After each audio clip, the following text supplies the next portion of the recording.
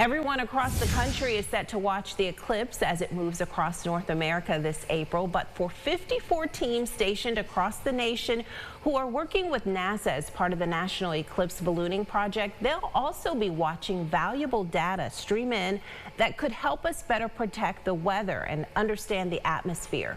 Here's Liam Healy with more on this massive undertaking.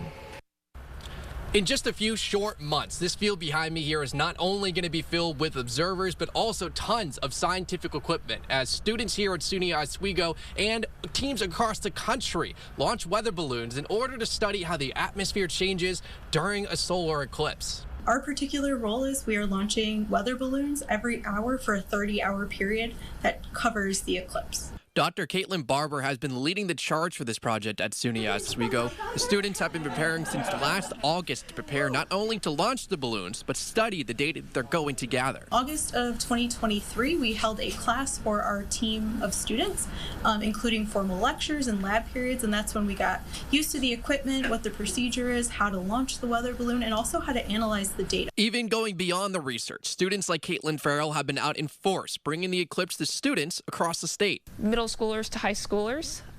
Been coordinating events of us coming in and talking to the students about what's happening, how this happens, why we're a part of this, like kind of the basis of what we do and about eclipses. 54 teams will be launching balloons, collecting an enormous amount of data, each unique to their location. For Oswego, it might be one of the most unique, being right next to Lake Ontario. Our students in the course that they took last semester, they came up with about 10 case study questions to answer how the lake breeze is actually affected by the solar eclipse, how the wave height might change, instability of the atmosphere, how might our thunderstorm development change during the total eclipse.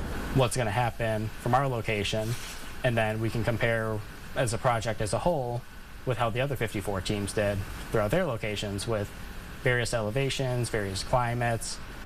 And of course, as mentioned, this is not the only place this is happening. A team from UAlbany is going to be up at Bellevue launching balloons as well as the team from the University of New Haven launching weather balloons from SUNY Brockport as well, in addition to new equipment being installed across New York State to study the atmosphere as this amazing phenomena happens. You can find more on that story and this one on our website, rochesterfirst.com. For now, reporting in Oswego, Liam Healy, News 8.